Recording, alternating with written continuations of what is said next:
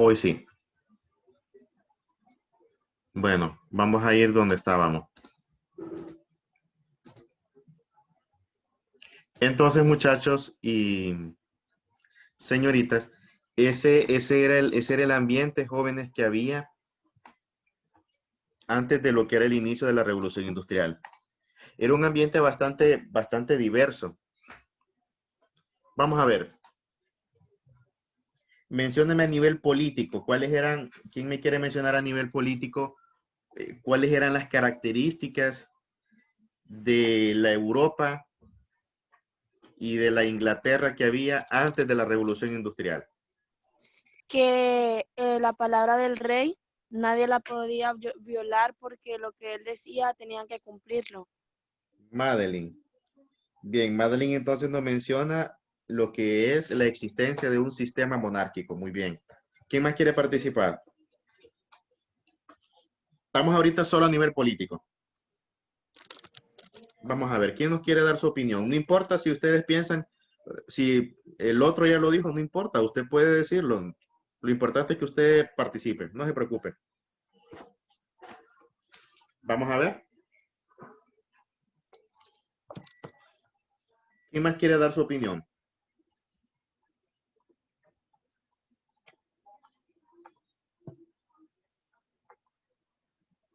Es importante que participen, jóvenes. Es importante porque de esa manera yo puedo ver cómo vamos hasta ahorita. Estoy hablando del ambiente que había en Europa a nivel político antes de la Revolución Industrial. Vamos a ver, ¿quién más? Que la sociedad era controlada por la burguesía. Carla Guevara. Muy bien. Ahí, por ejemplo, vamos a darle solamente un pequeño cambio de idea, que la sociedad era controlada por lo que era un sistema monárquico como forma de gobierno. Entonces, el, voy a extraer una palabra que dijo, control. Y es cierto, había control, no de burguesía todavía, porque la burguesía solamente era una pequeña clase que estaba surgiendo. La burguesía, ahora, hoy en día sí, la burguesía es la que tiene prácticamente el control político y económico, porque son prácticamente pues los dueños de las empresas, los empresarios. Sin embargo, en ese tiempo, como les dije yo, estaba comenzando a surgir. Ahora, a nivel político, la sociedad era controlada. No habían derechos, no había nada, o sea, no había libertad de expresión. Usted no podía expresarse mal del rey. Usted no podía decir que eso estaba mal. O sea, la gente vivía sumisa. Esas eran, esas eran las características que había. Ahora, a nivel económico, ¿quién me puede hablar de cuál era el escenario a nivel económico que había en Europa? Yo, Antes de yo, la... yo. Ajá. Que antes prácticamente lo que dominaba era la agricultura. Ah, la agricultura como actividad económica. Sí, la Díganos, agricultura y Miguel, te escucho. artesanía. Aunque ya lo dijo Carla, era la agricultura y se hizo, en ese tiempo era un tanto más complicada, pero tras la revolución industrial, al, al, al momento de estar dependiendo,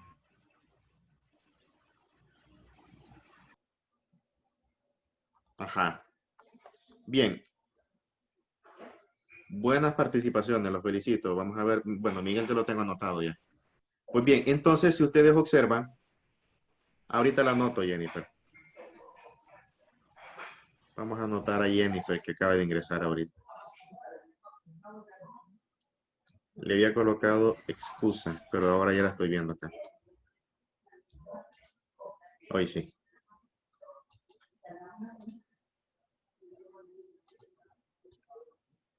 Muy bien. Entonces, una realimentación. No digo la palabra retroalimentación porque es otra cosa. Y no les quiero decir que es una mala, hay que tener cuidado. Hay compañeros que tienen ese y dicen retroalimentación y es realimentación. Ahí van a investigar ustedes algún día. ¿Por qué no lo puedo mencionar? Pues bien, Vamos a ver, tengo un mensaje acá.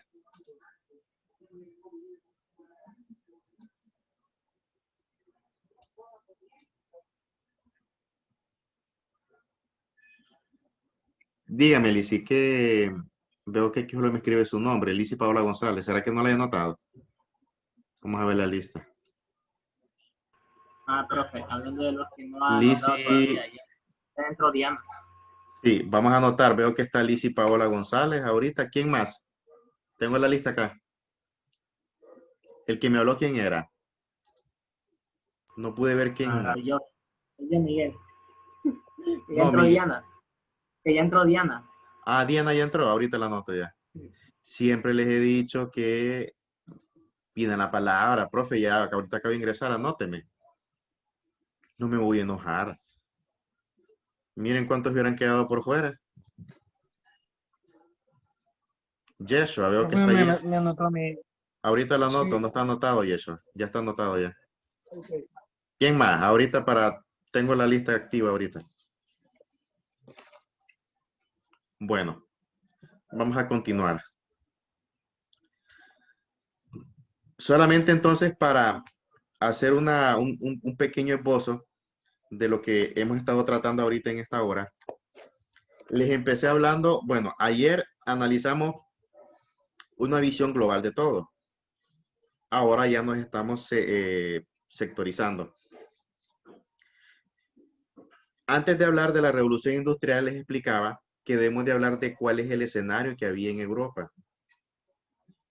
Europa se caracterizaba porque a nivel político era o estaba bajo lo que eran estos regímenes monárquicos que eran totalmente pues autoritarios, despóticos. Había una limitación en lo que eran las libertades. La gente vivía prácticamente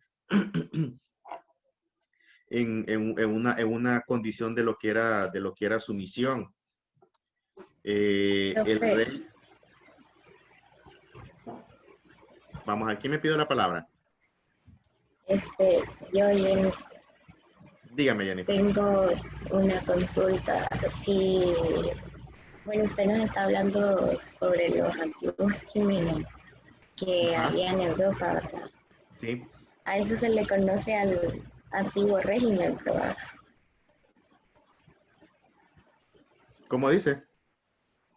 A eso se le conoce como al antiguo régimen. Sí, cuando lo digo es que hago referencia a lo que eran la monarquía. Es decir, eran regímenes que prácticamente pues tenían el control total. Recordemos de que el rey era la máxima autoridad. Por eso el nombre de despóticos o lo que es la palabra de absolutismo. Entonces, esa era en primer lugar a nivel político. Ahora, a nivel económico teníamos aquí lo que era prácticamente la prevalencia de lo que era el sistema feudal como sistema económico. ¿Y eso cómo se daba? En primer lugar, teníamos en Europa que teníamos lo que era el feudalismo como tal, se caracteriza porque tenemos la figura de lo que es un señor feudal y el señor feudal es el que tiene a su disposición lo que es pues la tierra como medio de producción. Recordemos de que el señor feudal recibía ese beneficio o recibía lo que era la tierra por parte del rey. Venía el rey y le decía, te voy a darte estas tierras, pero quiero que me garantices lealtad.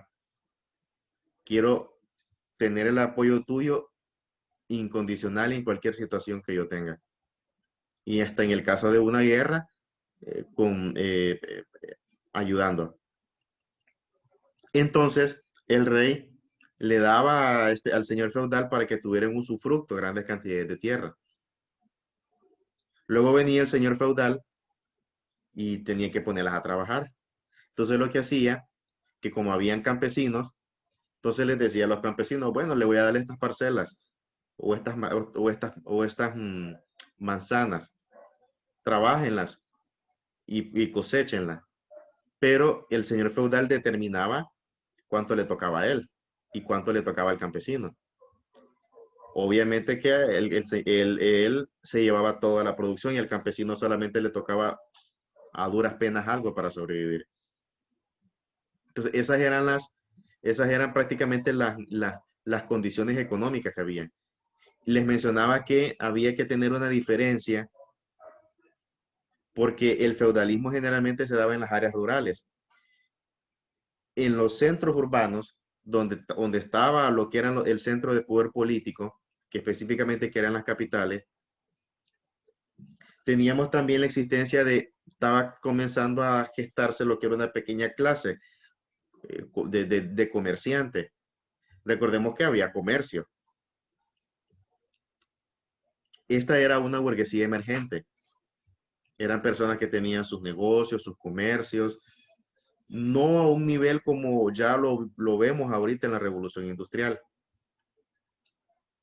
pero en un nivel básico, en donde prácticamente pues estaban comenzando a crecer. Esta clase, que se le conoce ya como una clase burguesa emergente, poco a poco comenzó a ir creciendo, a aumentar y también a generar más riqueza. Entonces, esa era la situación que había. Ahora, vamos con las condiciones, o para lo que es prácticamente el surgimiento de lo que es la revolución industrial como tal. Y nos vamos a enfocar en lo que estaba pasando en Inglaterra. Entonces, 100 años antes, vean lo que nos dice acá.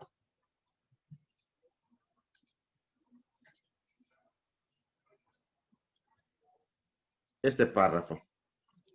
100 años antes del surgimiento de la revolución industrial, en Inglaterra poco a poco se había generado las condiciones adecuadas para su surgimiento. En primera instancia, a nivel político e ideológico, los británicos habían instaurado un sistema parlamentario, definido doctrinariamente por los principios del liberalismo de John Locke. Este pregonaba la división de poderes, la economía de mercado y la libertad individual. Estos elementos fueron clave para la construcción del escenario idóneo y así surgió en parte lo que es la revolución industrial. Aquí es donde tenemos que ver, jóvenes, muchos elementos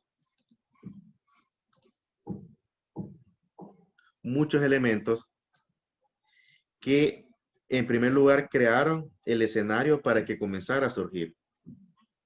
Y aquí es donde vamos a mencionar lo que es la influencia que tuvo lo que es el aspecto ideológico en lo que es la concepción de lo que es pues, el sistema de gobierno británico. Ya aquí los británicos ya estaban comenzando a generar lo que era un cambio en lo que era su forma de gobierno. En primer lugar, el establecimiento de un parlamento. Estaban comenzando a darse lo que eran nuevas ideas, nuevas corrientes de pensamiento. Y una de estas corrientes de pensamiento era el que se le llamaba el liberalismo, que era planteado por John Locke. En lo que es el liberalismo, el liberalismo establece en primer lugar una serie de elementos, los cuales, según John Locke, deben de estar inherentes en lo que es la sociedad. En primer lugar, él decía, y él hablaba de lo que era la división de poderes, un término bastante revolucionario para su tiempo, porque recordemos de que todavía en Europa estaba el preludio de lo que eran pues estos sistemas monárquicos. Y cuando él habla de la división de poderes, él se concentra específicamente en que el poder no debe estar repartido, perdón, no debe de estar concentrado, sino que deben de haber, en primer lugar, áreas fundamentales en las que debe de establecerse cada cuota de poder. Ya él comienza a hablar también sobre otra situación, sobre lo que es la libertad individual. La libertad individual recae en lo que se le conocen como los derechos naturales. Él plantea que las personas deben de tener una serie de derechos naturales. El derecho a la vida, lo que es la libertad individual, y el otro derecho es el derecho a la propiedad privada. Él plantea, en primer lugar, lo que era la libertad individual. Eso es el resultado de los antecedentes que se estaban viviendo en Europa. Antecedentes que, en primer lugar, eran marcados por la forma en la que prácticamente las sociedades eran reprimidas bajo lo que era el yugo de poder de lo que eran estas monarquías. Entonces, por eso él menciona en parte lo que es ese aspecto, lo que es la libertad individual. La otra cuestión, y son los dos elementos que también vienen a generar y a configurar la centralización, el inicio también, en parte, no total, de lo que es el concepto de, o lo que es en esencia la revolución industrial, es cuando él habla de la propiedad privada. Él menciona de que como seres humanos tenemos el derecho de tener bajo nuestro dominio lo que son o ciertos recursos o cierto tipo de bienes. Entonces, en eso se le conoce como el derecho de la propiedad privada y que se debería de respetar. Entonces, basados en estos ideales y en estos principios, el sistema parlamentario, específicamente los británicos, comenzaron a adoptarlos y como que esto influenció en lo que son las medidas que se comenzaron a implementar por parte de lo que es el Parlamento británico. Vean bien lo que nos dice acá. En primera instancia, a nivel político y ideológico, los británicos habían instaurado un sistema parlamentario, definido doctrinariamente por los principios del liberalismo de John Locke. Este pregonaba la división de poderes, la economía de mercado y la libertad individual. Estos elementos fueron claves para la construcción del escenario idóneo y así surgiera en parte la revolución industrial. Recordemos que cuando John Locke establece los derechos naturales, el derecho a la vida, a la libertad y a la propiedad privada, los derechos naturales que el Estado no puede violentar, estos fueron parte de la visión del sistema de gobierno británico, donde éste fija políticas influenciadas en la visión de John Locke a través de un marco jurídico que promulgaba leyes que protegían las garantías a la propiedad privada, creando lo que es seguridad jurídica. Entonces, vean lo que nos dice.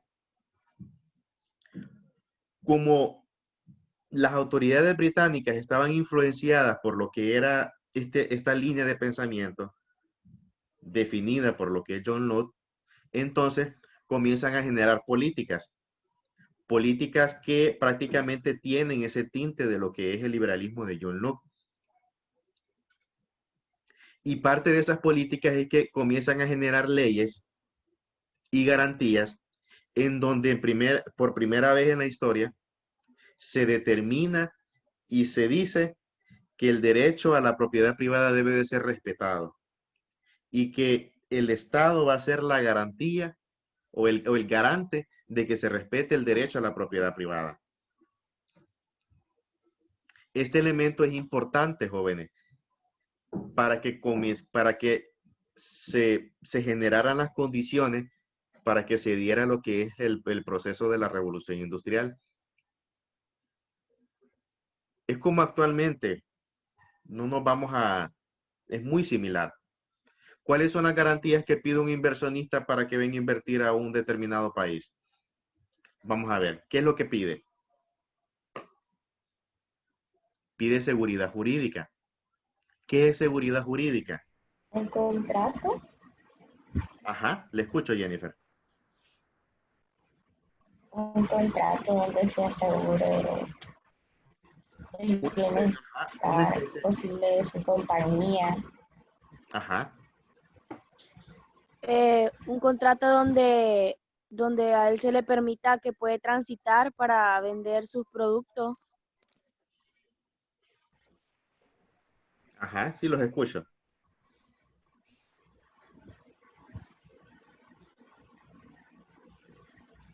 Vamos a ver un ejemplo. Viene el dueño de ¿qué? Toyota Motor Company, o la junta directiva, y dice, vamos a invertir 300 millones de dólares en Honduras porque vamos a construir una planta automotriz. Definimos entonces a Toyota como la transnacional o la empresa y sus accionistas o su junta directiva como los inversionistas, pues. Pero dice, bueno, para que yo pueda invertir tengo que tener garantías. O sea, el dinero, recordemos que hay dinero en juego. Y dicen, yo quiero que haya seguridad jurídica. Piden los inversionistas. Entonces el gobierno dice, bueno, van a tener seguridad jurídica. En el país hay seguridad jurídica, les vamos a respetar y vamos a garantizar de que su capital va a estar protegido. Que no van a tener el miedo de que un día sí y que el otro día va a venir alguien y le va a decir, les vamos a quitar su empresa. Recordemos que a veces eso pasa, cuando a veces se nacionalizan o cuando se dice, ya no van a realizar actividad económica en la zona. Entonces, la seguridad jurídica es prácticamente, es como las garantías que se le dicen, no, nosotros vamos a cumplir con esto y esto y esto. Entonces, eso genera confianza. Al haber confianza, entonces viene el inversionista y dice, vamos a invertir.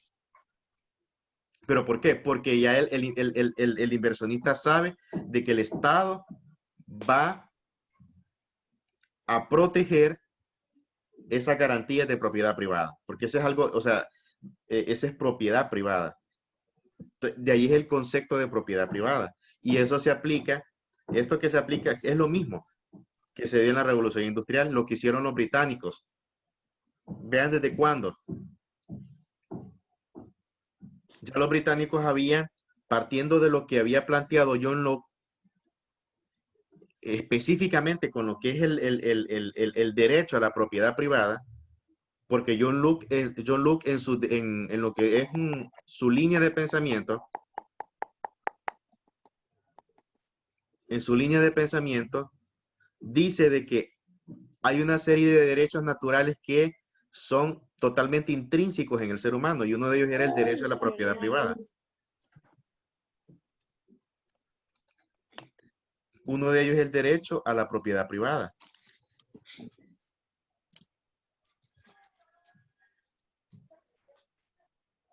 A ver.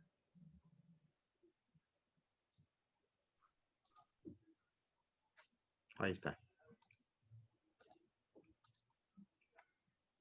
Entonces, esto es, jóvenes, uno de los pasos más importantes que se dieron. Vean lo que nos dice este otro párrafo. La protección por parte del Estado de los bienes y derechos individuales. Eso es la seguridad jurídica. Es decir, cuando el Estado dice, le voy a cuidar sus bienes. Que no suceda ningún tipo de situación en el cual se ponga en riesgo la tenencia de ellos.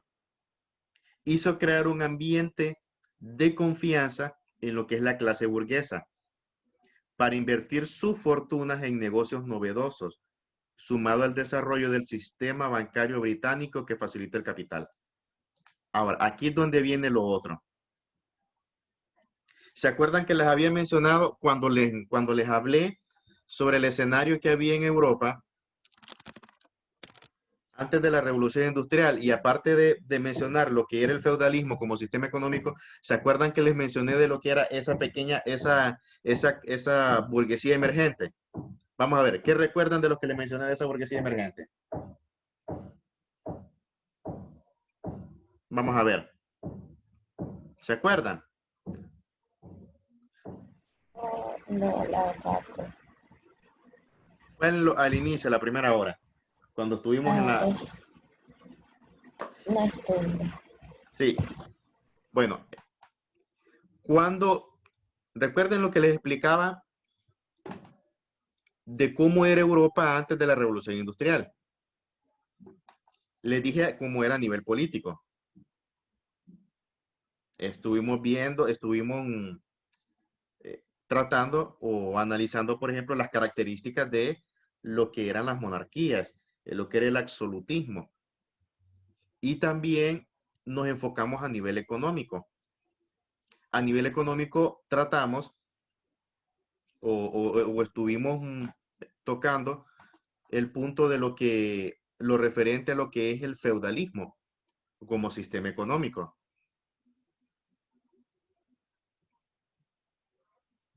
Y que aparte de eso, también mirábamos de que, recordemos que en el caso del feudalismo,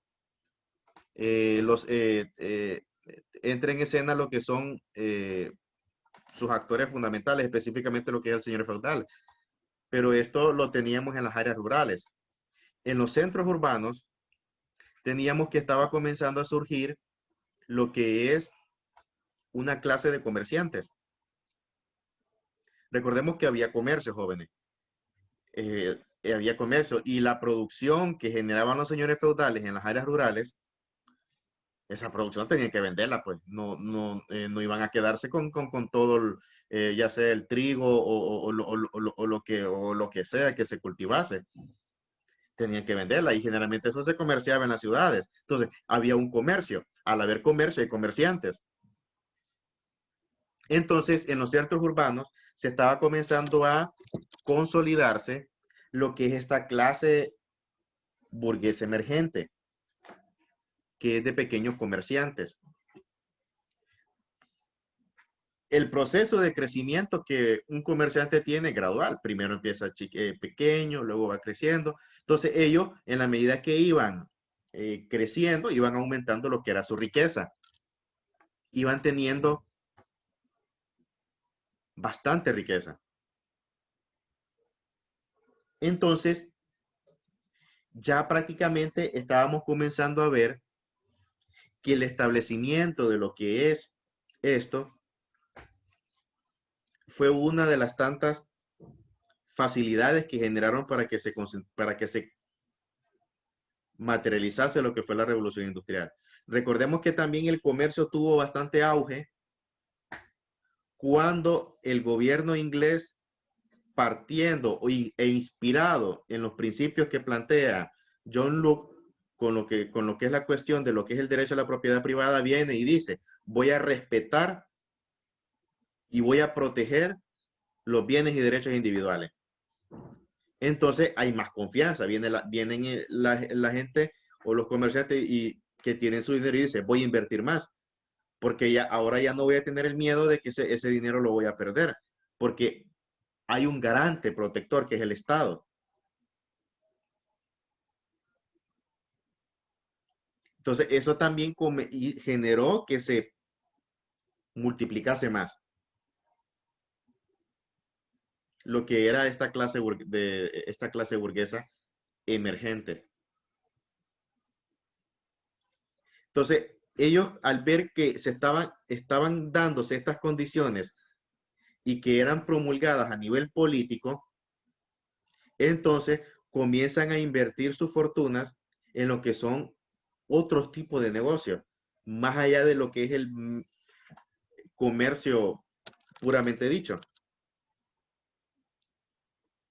A esto le tenemos que sumar el sistema bancario de los británicos, que el sistema bancario de los británicos era uno de los más organizados. Ellos son pioneros en eso sí. Su sistema bancario, por ejemplo, era muy eficiente. Y ellos en ese aspecto son pioneros. Entonces, vemos de que aquí el sistema bancario facilita también capital. Vean las condiciones.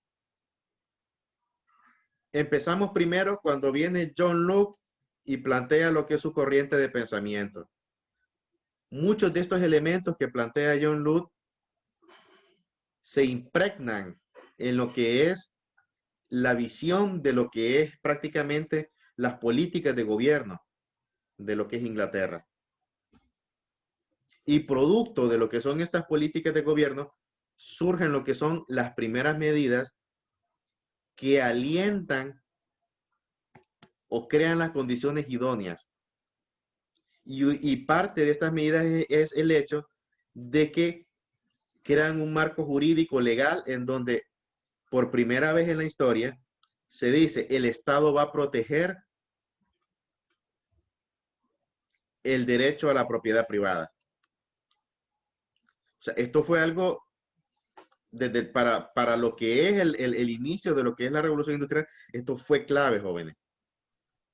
Y aquí también estamos comenzando a ver otro aspecto. En esencia, la revolución industrial también vienen siendo como las raíces de lo que es la gestación de lo que es el capitalismo también como sistema económico. El capitalismo actual que nosotros conocemos.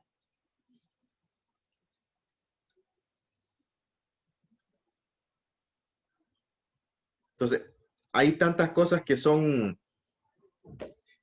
tienen su relación una de la otra.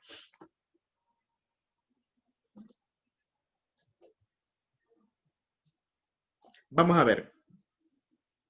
¿Cómo vamos hasta aquí, jóvenes?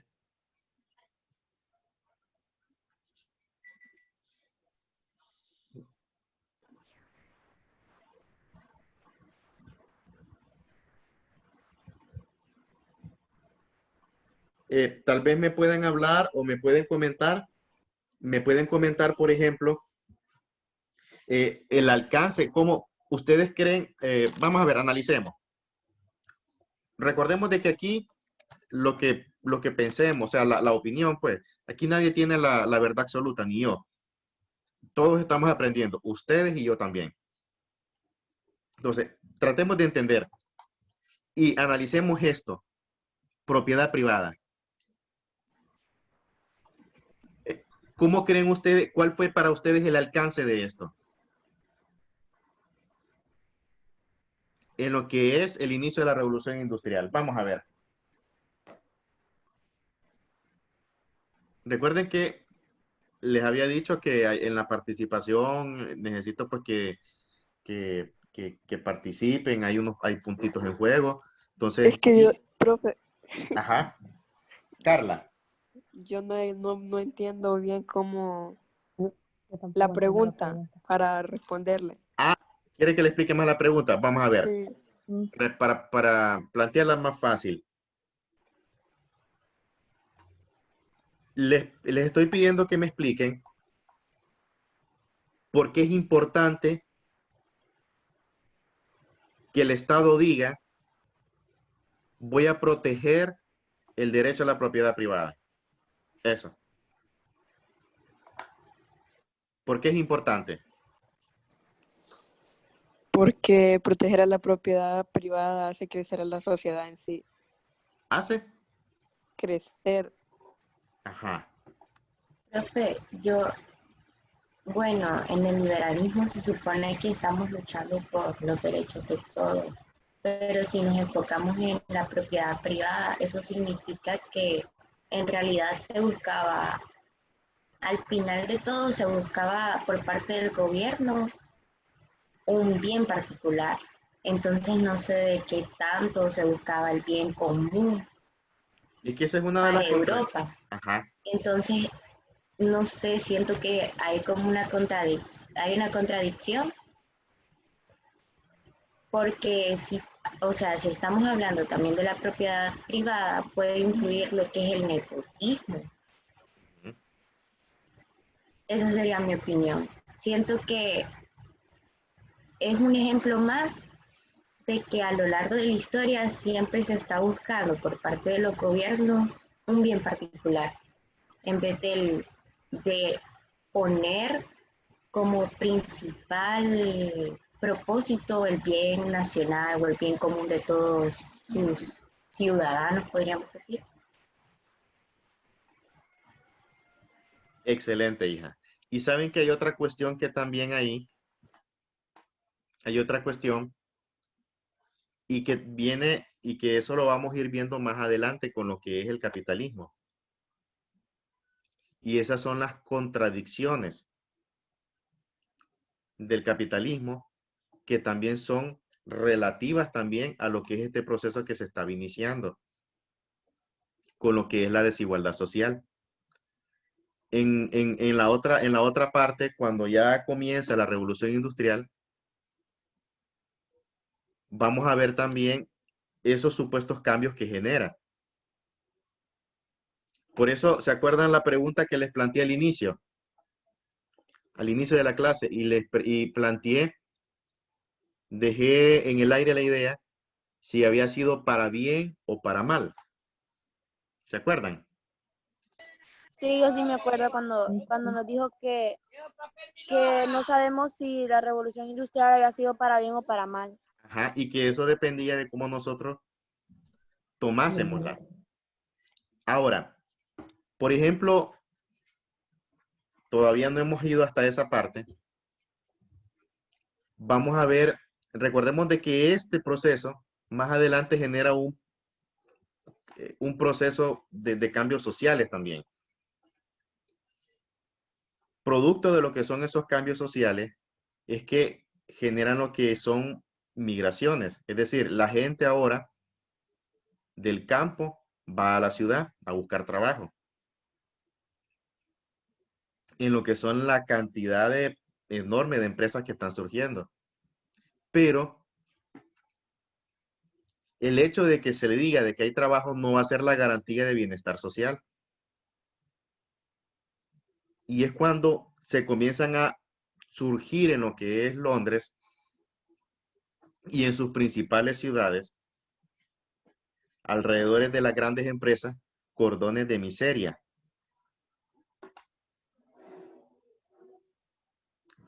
Ahora, esa es una de las contradicciones, porque se supone que un sistema económico tiene que generar bienestar, pero desde un inicio vemos de que aquí se comienza a gestarse lo que es esa característica de lo que fue este proceso y subsiguientemente de lo que es hoy en día el capitalismo, que es la desigualdad social. Y que amparados en ese ideario de lo que es el concepto de la propiedad privada, lo que es cierto sector de la población tiene bajo su control lo que son los medios de producción y que en el caso de ahorita son las empresas. Durante el feudalismo eran prácticamente pues eran esta clase de señores feudales, que eran los dueños de las tierras. La tierra era el medio de producción. Entonces, se le conocen como las contradicciones. Recordemos